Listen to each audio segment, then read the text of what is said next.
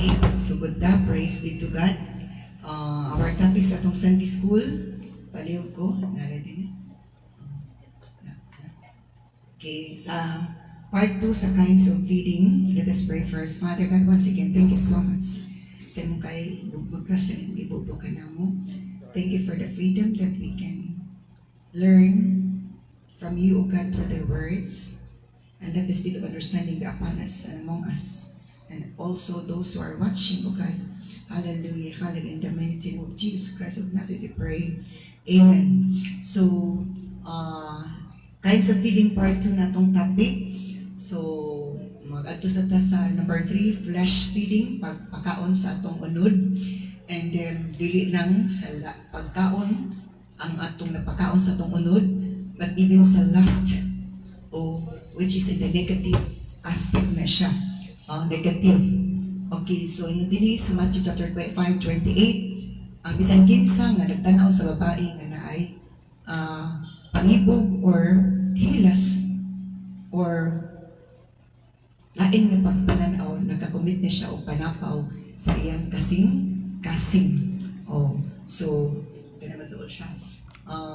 Careful ta because abi sa tao, walay nakakita, pero naingon ang Biblia nga naanay dili maayong effect kung ingana ang buhaton. So babae man o lalaki nga ingana o tinanawan, it's not good before the Lord.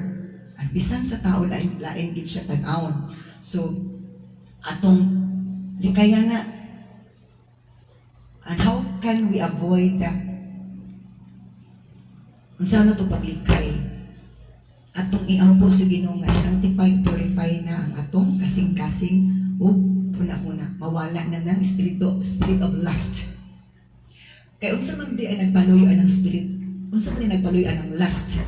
Unsa nagpaluyo-an ng pangipog or ulam? It's the spirit. And that spirit is not coming from the Lord. It's coming from the other spirit. Iyan na sa kaaway, iyan na sa yuman. So, once nga dili na kagawas, magmanifest in na siya. So, muna sa tuingan ni si Lord sa Matthew chapter 10 verse 1, i-cast out. Hinginlan. So, to ask and it shall be given. Pangayo as Ginoo nga mawana. O magpangayo, i-cast out tayo siya. Ipagawas. Kaya dili po siya mong gawas kung dili ni mo hinginlan.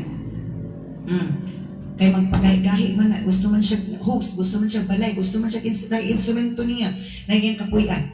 So, kung ang tao nga iyang napuyan, natungnan, dili maghingilin sa iyahan, dili po siya mugawas. Sumuna nga lain siya tinanawan. Bisag unsaon nimo badlong siya kung dili na makas out, dili na muhawa, na-adyo na siya. So let's proceed to the next one. Okay, feeding the flesh feeding, last. So ang last usahay, muabot sa rape, matong si Amnon. Gi-rape niya si Tamar. Ingon siya, nga igugman niya kayo, he loved Tamar so much. Pero human niya gi-rape, nga nung nawala man ang iyang feeling nga ingato. I-adjust sa gamay ang kwan. Gamay ko. Ngano nawala man.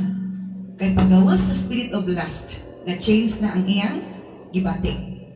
Pagawas sa spirit of lust, pagawas sa spiritus uwag, na otro na iyang pagbati. Gigamit lang sa yawa ang iyang unod, ang iyang lawas. Kasi nagamit ang espiritu nga dautan. O espiritu nga dautan. So naay nagpaluyo ana. Ngayon nagpaluyo. Okay, so let's proceed to the next slide. So, lust versus love. Ang lust and love are different. Ang pangibog or uwag, ugugma, lahi rin silang duha. Love or lust will not last. Ang pangibog, dili gid mo dugay mo lungtad. Di pa na atong story kang Amnon og ni Tamar or Tamar. Pag human nga na-rape na ni Amnon si Tamar, ni gawas na din ang espiritu. Lain na din ipagbatik ang Tamar. Iyan ang giabog, iyan ang gipalaya sa kwarto. Pero sa wala pa to ni gawas, gusto na ipasulod sa kwarto. Katungod sa lust. So lust will not last. Paggawas ana, kay nahuman na siya, natagbaw na siya, mugawas siya. Paggawas ana, lahi na po siya. Normal na siya. But love will last. Ang gugma, mulungtad yun siya. And not only love will last. Okay, another thing. Lust is dangerous. Ang panguwag, ang kaibog, kuyaw siya. Muto nga, bisag igsuon, iyang gari. Wala na siya. Ang lust, ang spirit of lust. Ang devil spirit, wala siya pili. Selfish man siya. Di siya mag-mind o kinsa na tawa na yung gamiton. Di siya mabiktima. So that is why lust is dangerous. And love is powerful. Love is powerful. So usahay mo na ipakonfuse sa yawa atong manahon atong pagbati. Abi na gugma pa na gibati last na diay. Once nga gusto ka og mo init na imong unod, dili na gina siya gugma. Pangibog na gina siya. In other words, negative kayo, huwag na gina siya. So kung inga na batiun niya, imo dahil pangitag pamaagi, kay desire pa man na siya, motong mahimong act, motong gi-rape na gid niya ni amon si Tamar. Love can wait, but lust cannot wait. Ang gugma makapaabot. Apan ang uwag, dili siya. Munang mga rape. Hello. So we must be careful to identify these two words. Kaya usay misinterpret na to o misuse na to. Abi na to, gugma ni. Deceive de itas kaaway. Gamito niya ang gugma, but dili di ay gugma, last lang dahil siya. Ug daghan kay na-deceive ani. Batanon, bisan pa man og miniyo. Kay dili man na siya, ordinary spirit man na behind. So kung buhaton ni sa tao, ang espiritu siya wa may atong gipabusog, gipafeed. Ug nagsubo dayon ang espiritu sa Ginoo. Kaya to, ang sinful nature is hostile to God, dulungtanan sa Ginoo. Di gid siya makapaplease sa Ginoo, di gid siya makapahimuot sa Ginoo. Sumo na nga, tekan kaayo ingani ang sitwasyon. So, ato balikon, lust and love are different. Lust will not last. Love will last. Lust is dangerous and love is powerful. Love can wait, but lust cannot. Makapaabot siya. Sa ito pa, sa mga batanon, kung dili ka kapugong sa imong lust, it means ang espiritu si Ginoo wala pa naka hari. So to ang bunga sa espiritu isa pagpugong, self-control or self-discipline. So dito na to makita kung nagbabungahon na bagyod ang espiritu si Ginoo sa itong kinabuhi. Kana nga area, masuta. Isa pa ka area. Okay. Now, ingat pa din kay sa Romans chapter, magawa sa din takadyo. Romans chapter 8 verse 8 sa ESV. Romans chapter 8 verse 8.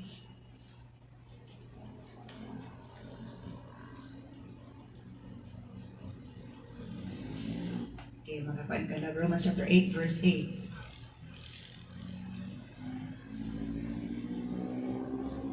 Hindi that is why those who are, okay, 6 na lang ta. Verse 5. So, sugod na sa verse 5. Romans 8 verse 5 to 8. Those who are dominated by the sinful nature think about sinful things. Katong gidominahan, giharian sa kanang pagpakasala. Those who live in according to the flesh set their minds on the things on the flesh. Katong nagpuyo, sumala sa ilang unod. Naguna-una sa mga butang nga unod nun. So to those who live according to the flesh. So na usahay ang unod na nilihok dili na ang unod na atong gipatughan dili na ang espiritu sa Ginoo. Ang nagpaluy-an ang unod ang espiritu sa kaaway, gigamit lang atong lawas atong unod. But those who live according to the Spirit set their minds on the things of the Spirit. Apan gatong nagkinabuhi, sumala sa espiritu, ang ilang huna-huna, naghuna-huna sa mga espirituhanong mga butang. Mauto nga, si Joseph, sa diya nga ang last, nitugpa sa asawa ni Potiphar, nga aripon na niya si Joseph, tungod ki si Joseph, nagpuyo, diya sa Ginoo, may kahadlok sa Ginoo, siya'y nidagan, ang laki na nidagan. So asa nitong pa ang spirit of lust? Atong panahon na sa asawa ni Potiphar. Pero kay si Joseph, wala man niya gitagaig bili ang mao nga temptation nga lust. Grabe na ang spirit of lust kay Potiphar. Atong panahon na. So naging panahon nga ang spirit of lust, ang espiritu sa uwag, mo bisita mo tukar. So it's a battle, personal battle, di ba? Personal battle siya. Imong i-fight in Jesus' name. So dili ka imong pandanan, imo na mag-feed ang spirit sa yawa through sa lust. This can be anybody's battle. Amen. Lust can be anybody's battle. Yang people man og tiguang. Bisag minyo na ga battle ani. Nga naman, this is a spirit. Gigamit lang sa yawa. Tingala nga naman ka. Kaya na ada espiritu nagpaluyo. Ang espiritu, di makita, mangita siya iyang instrumento. So kung tingana ka, bastos tingana siya kalaway, ganahan siya dito, kay ma-feed man ang iyang kaugalingon. So muna careful ta, nga wala bitin nakakita. Remember, si Lord, sa kadaghan sa taos kalibutan, wala isa masipyat niya lantaw. Amen. Oh. So those who live according to the Spirit set their minds on the things of the Spirit. Munto si Joseph, nidagan din siya. Pero bisag nidagan siya, ang yawa kay maro man og bakakon, siya pa gi-accuse na ng rape ug na preso in town siya. Hello? Sa ato pa, kung wala to siya nidagan, di po siya mapreso. Kung di po siya mapreso, di po matuman tong propesiya sa iya. Or dili propesiya, damgo niya. So sometimes, kung ikaw gitagaan ni Lord og rule para mahimo kang blessing at the end, daghan kang sacrifices imo maagian. Daghan sacrifices. Kay ikaw man mahimong blessing at the end. At the present, you are sacrificing, you're agonizing, nag-struggle ka, nagkuan ka, nag-agwanta ka, nag-antos ka. Pag along sa imong pag-agwanta, pag-antos, ang Diyos nagtanaw nimo kung diyon sa nimo pag-handle. Naginuktog na balang ka or nag-ampo ka sa Ginoo. So muna, nga, kining kitang tanan mo agi, ana, o dili ta ingon nga di ta mo agi, ana, honestly. O ayog tuguti nga imong gifed ang spirit na nagpaluyo anak. So minana nga, sige, na isa ka opsyon. Ang opsyon, kay para lang ikuno, magmadaugon ka na. Another option. Okay, let's proceed to the, isa ha. That is verse 5. Let's proceed na lang tan. So, verse 6. So, sa may tabo. So, letting your sinful nature control your minds leads to death. So, to set the mind on the flesh is death. Kung atong kuna-unaon, more on the flesh na, pero sa atong unod. Ang sa i-result, kamatayon. Ako daroon sa nato niya, unsa ni nga klaseng kamatayon.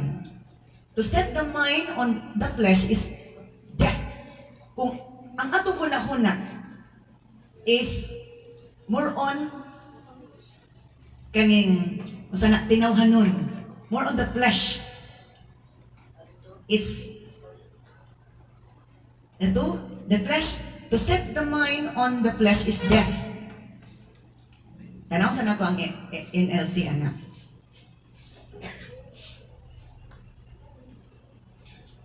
For the sinful nature is always hostile to God.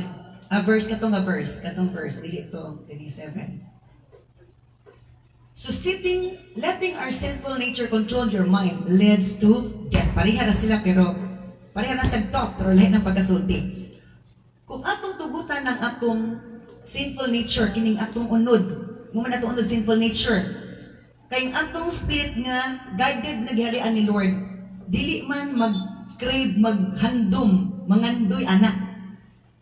Oo. So what to crucify your body. Ingon sa Galatians 2:20. Ilansang inyong lawas kay kung din ang malansang. Mula ang ginamangitag katagbawan. Ilansang. Crucify your body. Crucify your flesh. Ipalansang ba ni Kristo aron dili na ka di na kakagawas aron mangitag katagbawan aron ma-feed nimo ang spirit of flesh.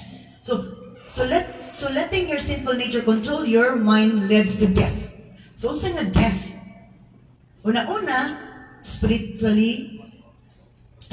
death. Mahinay-hinay kamatay ang imong spirit. Sa di pa mamatay, magluya pa man, di ba? Magluya. Pero abdi imong unod. Luya imong spiritu. Di nakaganahan og ampo, basad, daig, simba. Muna ng spirit, gabay mo na sa kamatayon, di ba? Kanang sakit, kung dili na nimo tambalan, paingon na og kamatayon. So, after anang physical death, una pa ang spiritual death.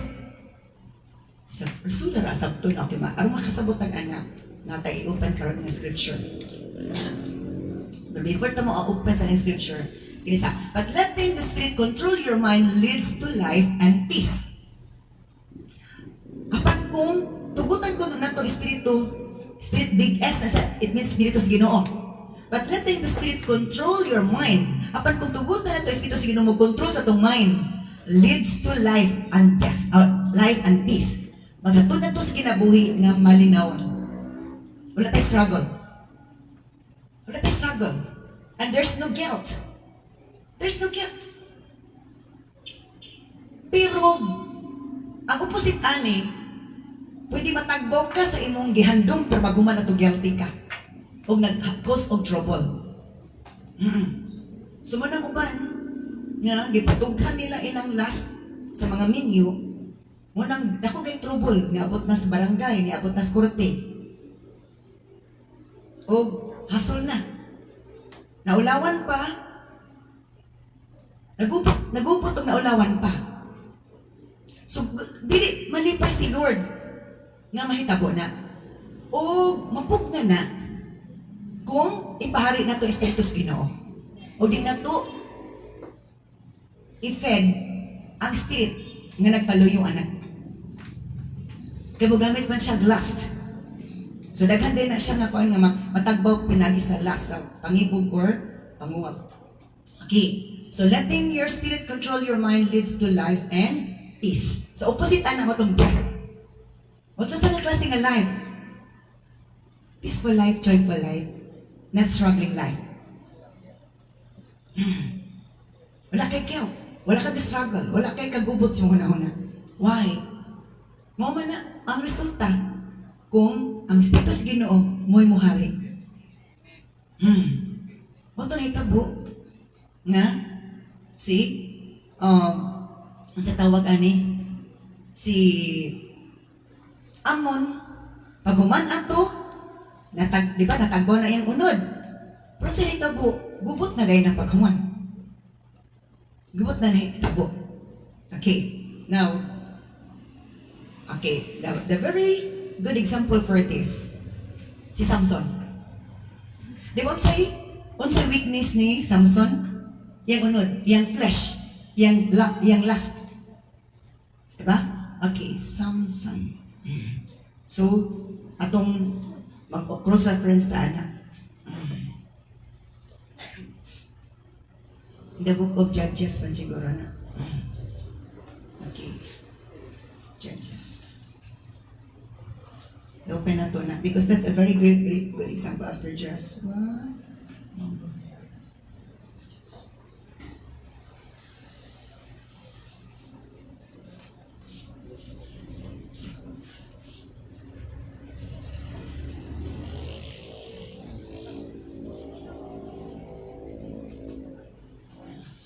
Okay.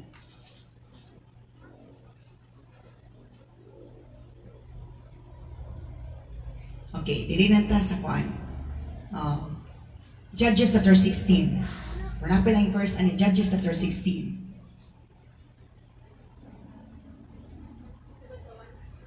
Verse 1 lang ta kinana ang key verse niya. Okay.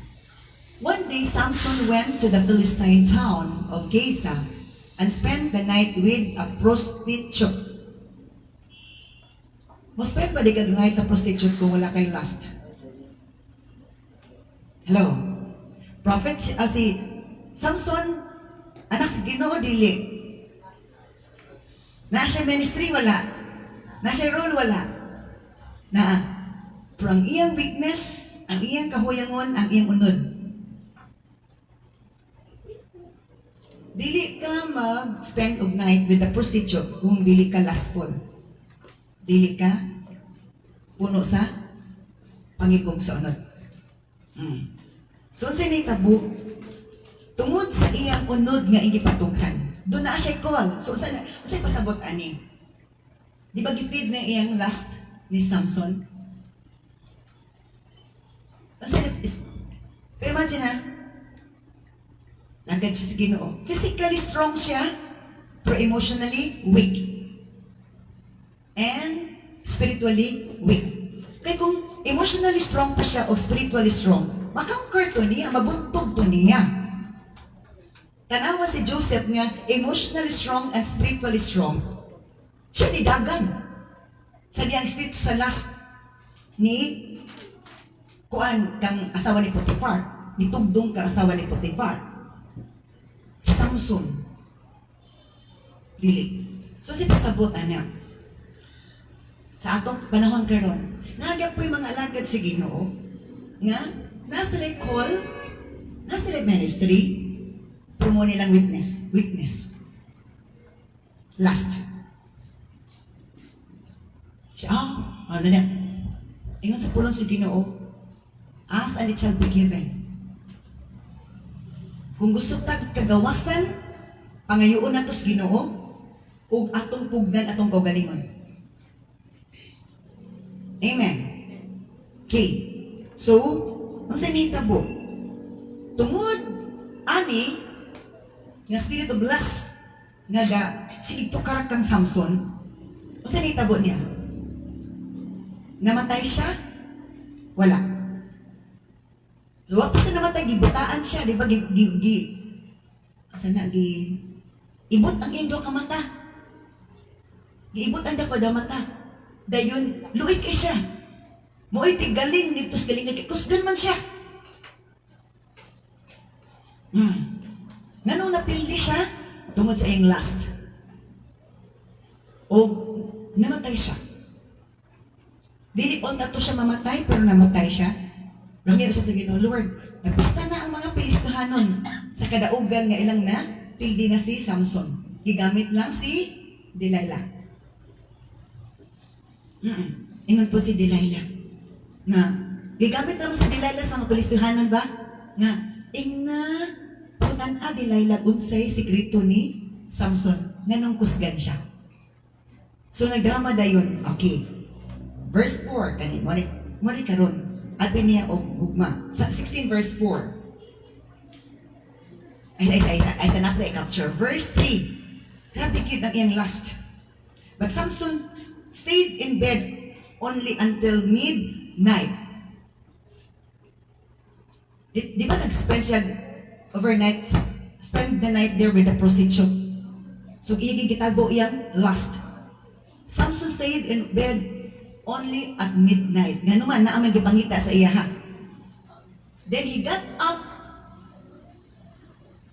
took hold of the doors of the town gate, including the two posts, and lifted them up and bar and all. He put them on his shoulders and carried them all the way to the top of the hill across the Hebron. Okay, verse 4 dainta. Sometime later, Samson fell in love with a woman named Delilah. Na-in-love na pud kuno siya ni Delilah. So, ang isa ka strategy sa spirit of lust nga mag-succeed, ipabati kaniya og feelings nga love, pero lust di ito. Abi mo gugma to, pero uwag ra di ay.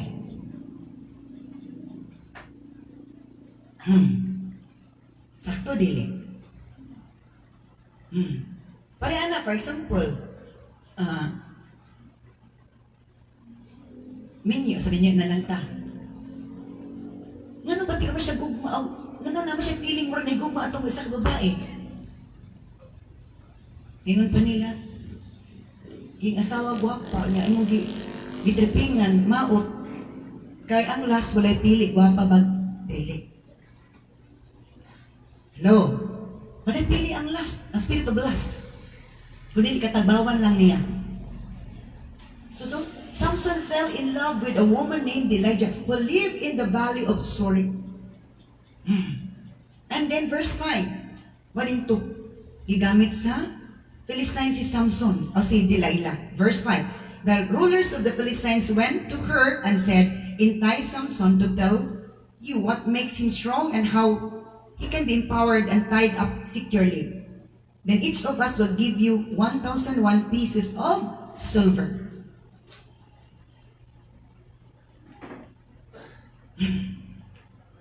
So sa hitabo, tungod aning weakness ni Samson, unsa ni hitabo, napildi siya sa kaaway. Na-reveal niya ang sikreto. So muna sa panahon, nganay mga panahon nga, dili ta magpadayag sa mga sikreto. Kaya kung mabulgar na, kita'y alkansi. Okay. So, muuto nga, pero wala pa natun-an ni hangtod nga, natug-anan na niya, pagtug-an, mo din to. Okay, sakto ninyo ang story sa kang Delilah. Do you think Delilah na higugman niya? Di ba asawa naman na si, Juan? Nasa ni? Si Delilah. Kasi na si Delilah, higugman niya? Wala. After si Delilah, kinaaman siya reward nga 1,001 pieces of silver. So, gigamit lang po si Delilah. Nagamit lang po ang iyang unod para mag-satisfy ni Samson. O ang nagbaluyo silang duha, evil spirit. Gigamit si Delilah sa Philistines nga na evil spirit. Gigamit po si Samson ang iyang lust para gyud mapildi si Samson. So, usay gamiton sa kapilihan ang atong unod. Gamito niya ang unod aron malunod ta sa pagpangalagad si Ginoo. Umuto na sa nahitabo. Pag human og reveal ni Delilah kang Samson unsa iyang kusog, gikan sa gikan ang kusog, gikan siyang buhok nga taas, kay dili pa putlan. Di sa to ang glory, ang hamaya nasa buhok. The glory of the young men is their strength, and the glory of the old men is their hair. So, mauling ito nga, padayag na din ni Delilah sa mga Philistines nga mao na iyang weakness, o mauling ito nga, gipatulog ni Delilah si Samson sa iyang lap, sa iyang, isang tirawan ni? Iyang paa. O dito din, giputlan ang iyang buhok. O magputo sa buhok, gitawag din niya ang kontra, nga di ala. Nga naman, kay, naana sila'y covenant, na sila kasabutan. So pag abot sa mga Philistines, wala na may kusog si Juan, dili na siya ka, daog o pildi sila. So sinay tabo, nawala ang kusog ni Samson o nagdrama-drama dayon si verse 18. Jump to sa verse 18. Okay. Kanitugan naman si Samson sa verse 17. Bakbal na ta 17. Finally, Samson shared his secret with her.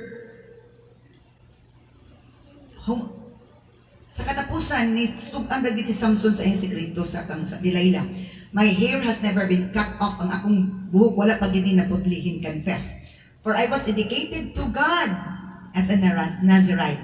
Kaya gihalad ko sa Ginoo isip ko sa Nazareno. Dili black Nazareno ha. From birth, gikan sa pagkabata pa. Ang gikasabot ni Lord is ang iyang mama. Ayaw putli o iyang buhok. O ayaw siya painom og kanang makakubok.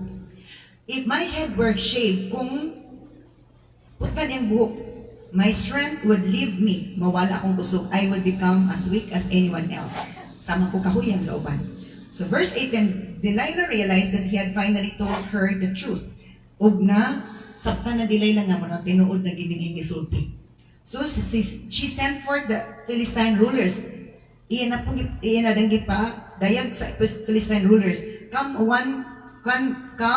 back one more time, she said. Sa balik mo diri. For he has finally told me his secret.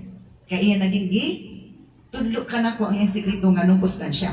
So the Philistine rulers returned with the money in their hands.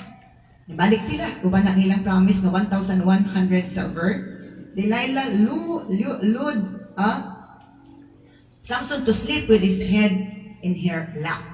Ipatulog ni Delilah si Samson sa iyang paa, and when she called in a man to shave off the 7 locks of his hair, nagpatawag dahil samtang nakatulog intaw ayo si Samson sa iyang paa, nagpatawag si Delilah o muputol sa iyang buhok. So usahay na ay sound sweet nga action, either laki or babae. Pero after all, kapaitan ang kapalit. Careful ta, batanon o kitang tanan. Dili tanan sound, sweet words will bring you sweet ends. Hello? Again, I'll repeat that. Dili tanan sweet words, sweet embrace. It will end good. It's just a strategy of the enemy to deceive you. Siya ramanggod ang nagpana ako. Wala ako grabe ka deceiver ang yawan. Abin mo, siya ramanggod nagtagad ako, nagatimban ako.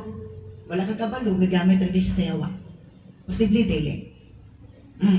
So let's proceed to the next one. Okay. 18. And so to. And then, in this way, she began to bring him down. So, si Delilah, iyan ang ginahinay pa, bildi si Samson. Nga naman, wala may gugma si Delilah. Dito mo sa kwarta, na makuha niya turo kang Samson. And his strength left him. Automatic na walang kusog. Kaya naa dito. Kung si Moses ang anointing na sa iyang tungkod sa rod or staff, kang Samson na sa iyang buhok. Okay, let's proceed to the next verse. Verse 20 na ta. Then she cried out, Samson, drama din kay si Delilah, no? Ni syagit din siya, Samson! The Philistines have come to capture you siya. Samson, naana mga Pilistiyano, kadakpo na ka. Pero siya nagpa, tawag ato. Drama kayo. It's a deception. Pangilan. Ingon siya nga na nagkontra, pero siya nagpatawag sa kontra. So careful ta sa mga relationship. Palamian ka primero, pero kapaitan. Sweet at the start, bitter at the end. Tag-is primero, apan pait kaipas panyawan pagkahungan. Usahay, kwarta na day tuyo ato. Ang sa tuyo na trending, gikan sa abroad. Na siya pamilya. Wala siya na ito sa pamilya. Nailad ba siya na sa laki nga nakuandas online? Nag-sleepover sila. Pagmata niya, pagkabuntag, tanan niyang kwarta gamit, hurot na. Dili siya kabalog asa, pangitaon, kay mo ramang to sila nakita, wa siya kabalog address. Nga naman, it's the spirit of lust na sa laki. Walay na pili niya. Tato, kung ang lust mooy matuman, wala yun. Alkansi dyan. Nag-enjoy sila for the whole night, pero pila niya ka years ang kaulawan o ka asa na pag-antos nga iyang sagubangon. Ingan niya, do not exchange your long good future into seconds or an hour of joy through flesh. Ay ibaylo ang taas timong kaugmaon sa pila lang ka oras nga pag-enjoy sa unod.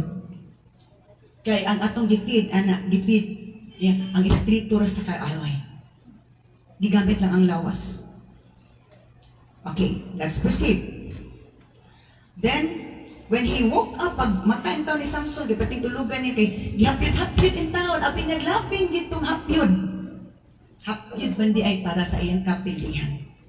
So pag mata ni Samson, nagsanggit lagi si Delilah, I will do as before and shake myself free. Siya nga, abuato na ko para may gumagawa. But he didn't realize the Lord had left him. Gibiyaan na siya ni Lord. Wala siya ka-realize na gibiyaan siya ni Lord. Nga naman, wala na siya naminaw sa Espiritu sa Ginoo. Ang unod ang Espiritu sa Yawa. May nain na paminawan. Gigamit si Delilah o gigamit ang mga Philistine. So, isi mo gamit ang yawa o mga gwapa o gwapo para lang masuod ka sa bulsa o mapildi ka. So, sinita po. So, the Philistines, verse 21, so the Philistines captured him and gouged out his eyes. Giibot ang iyang duha ka mata. Dili pa tato may tabo kung wala siya na give in sa iyang flesh. They took him to Gaza, where he was bound with broad chains and forced to grind grain in the press. Siya tigaling dito sa pagkaon sa mga Pilistohano. Luin na siya. Ano siya sa but before long, his hair began to grow back. So, sinitabo, namatay siya, kay nakikunong na lang siya sa kamatayon, uban sa mga Philistines ang tanag, silbrar sila sa kadaugan kan Samson. Dili pa tato siya mamatay, but ito to, kung ang atong hunahuna mag-mind sa mga unod nun, sa daon inan, it leads to death.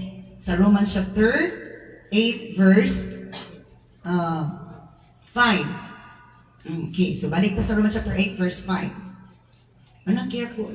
Gamiton sa yawa ang atong unod, ipagitik-itikan atong unod para dito ta malunod sa pagpangalagad sa Ginoo. Nga dili na ta effective. Defective na. Amen. Di na ta effective, but defective. And inactive. Ingana na dayon ang mahitabo. Ang Ginoo nibiya na nato, mubiya na nato. Pati nga nagtalaay na ito pamati. Nga naman, gibiyaan naman tas Ginoo. True or false? True. When I do not feed your flesh, but feed the Spirit of the Lord, the craving of the Spirit.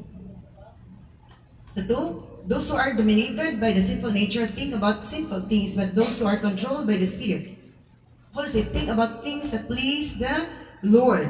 Okay. And then, next verse on that. Letting your sinful nature control you control your mind leads to death. Buto ni tabo. Patay si Samson. Si Amnon, namatay wala. Patay gyapon. Isa na example, ani nga verse.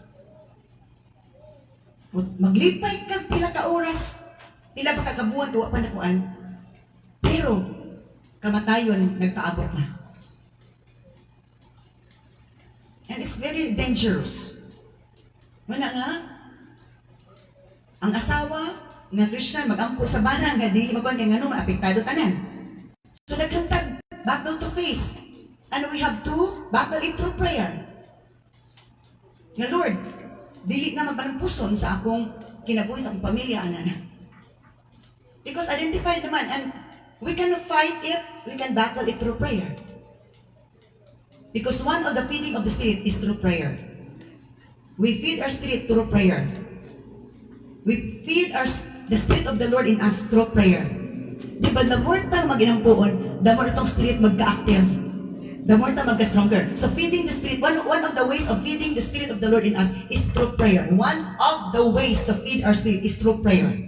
Munang gusto sa iyo nga, dili ta ipa-active sa prayer, kaya gusto niya nga dili ta mag-strong ang atong spiritual aspect.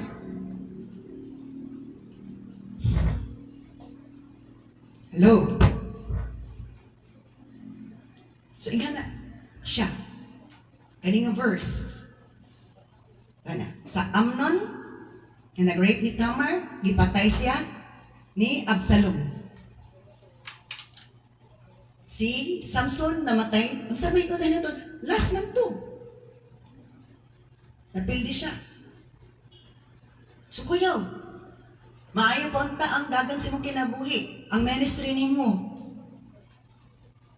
Pero sa to, defective, inactive, na dayon. And it's very sad before the Lord. Ikaguol ni Lord. Okay.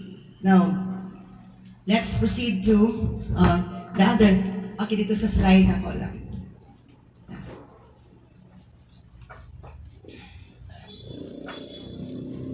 Kasi giti-gitikon ta sa pagbati nga di mao. So balik ko na to ni ano tang proceed. Anyway, lust and love are different. Lust will not last. Love will last. Lust is dangerous and love is powerful. Love can wait, but lust cannot. Okay, next slide. So flesh feeding, letter D. Kay ganina, motogal. Third sa flesh feeding, pornography. Sa murag, okay na ni. Kali ko mapriso ani. For in the sight of the Lord, sayo sa to, pornography is feeding the flesh. So dili magpapriso kay tutukan. Pero kabalo si Lord, sa to feed the flesh through pornography. Di ba matagbaw? Tanaw ko mga laway nga kuan gitagbaw na nimo gyapon ang spirit of lust. Wala ka nakasala sa bantao pero nakasala ka tubangas Ginoo. Yes or no? Yes. Oh, wala ka nakasala lang tao. Pero nakasala ka tubangas Ginoo. Pornography. Tanaw pag mga muna nga parts sa deliverance na mong ikuan. Kung naa kay mga malaway di ang mga videos, malaway nga mga images. Dapat sa kwarto ginibutang, uy kuya, wag mga kwarto lain, mag-ay mga kwarto. Na-spirit na behind. Musamot ka kawagon anak. Tinuod lang.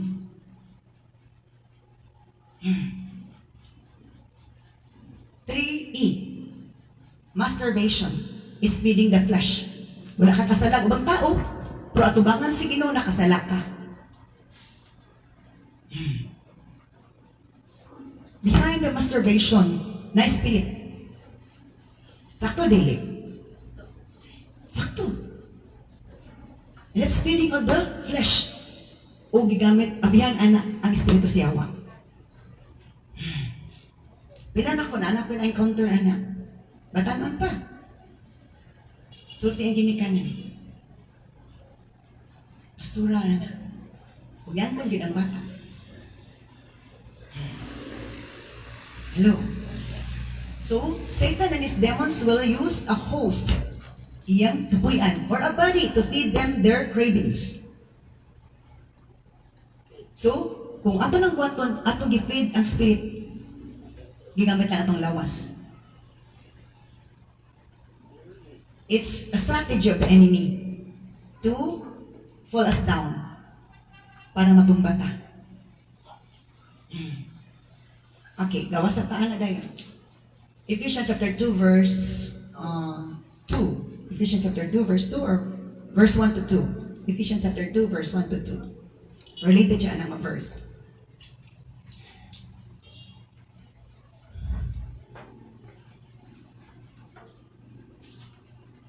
Ephesians 2 verse 1 to 2.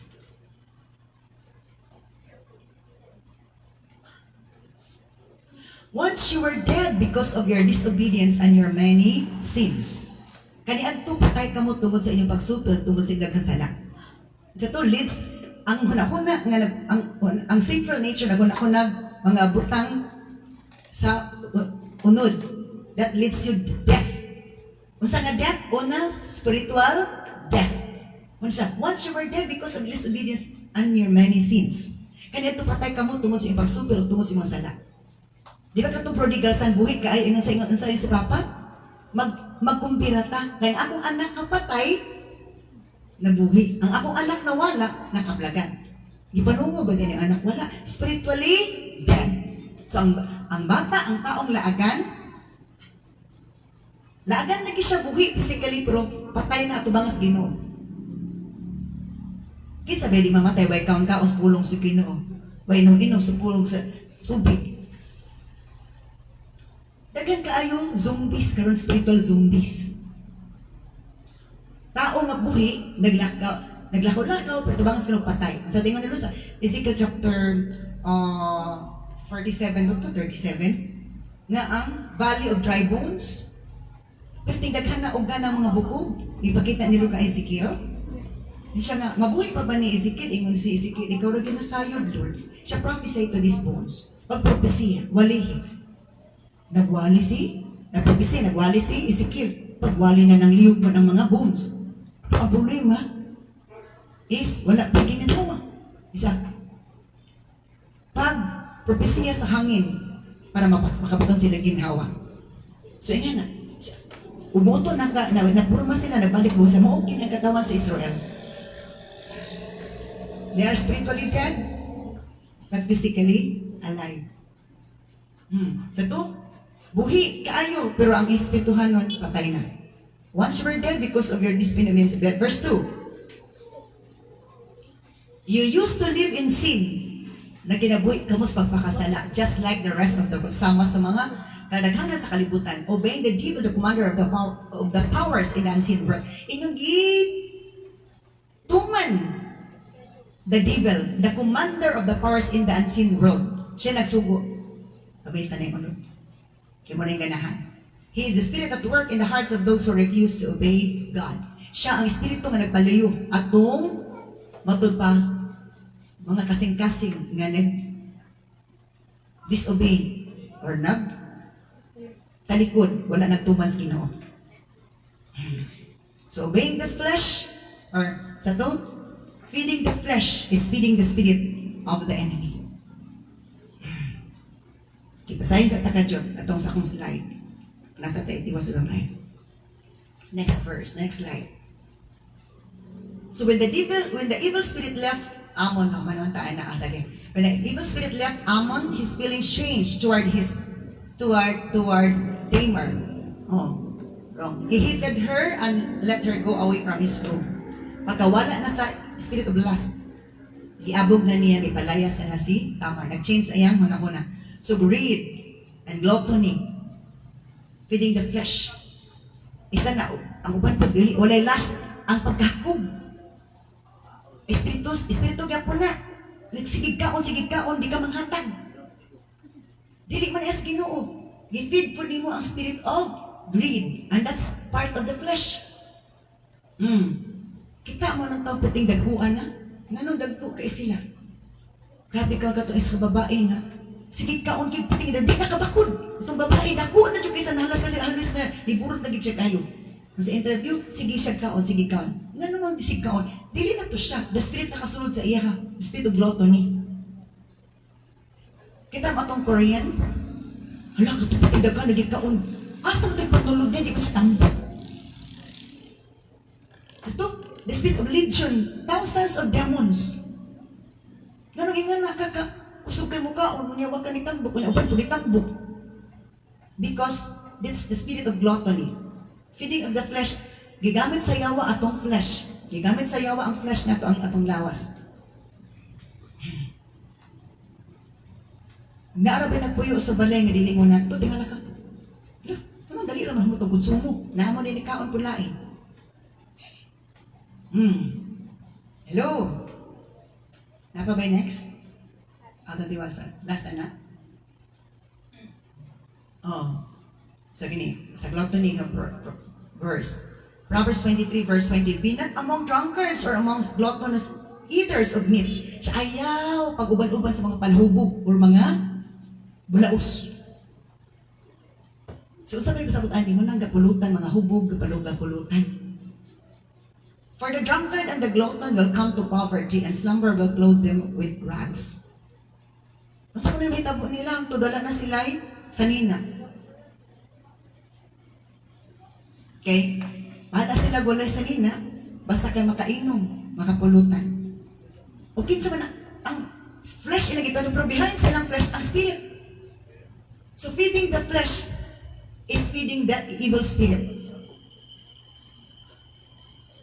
Sometimes nga ang atong gipakaon na di ay ang dautan nga espiritu. Kung na sa Lord nga, magbantay ta, watch and pray. Kaya lang naman, hindi lang struggle. Kaya naamon dahil spirit, nagkapyot, sigban-uban. Mutukar na siya. Mutukar ng lot. Mutukar niya, ang uban kay sige kaon, kaya ang uban po grabe kaya. So careful ta. So that's part of the kinds of feeding part 2. Sabi na to, gatura nga feeding ako. So napakoy wala na sulod.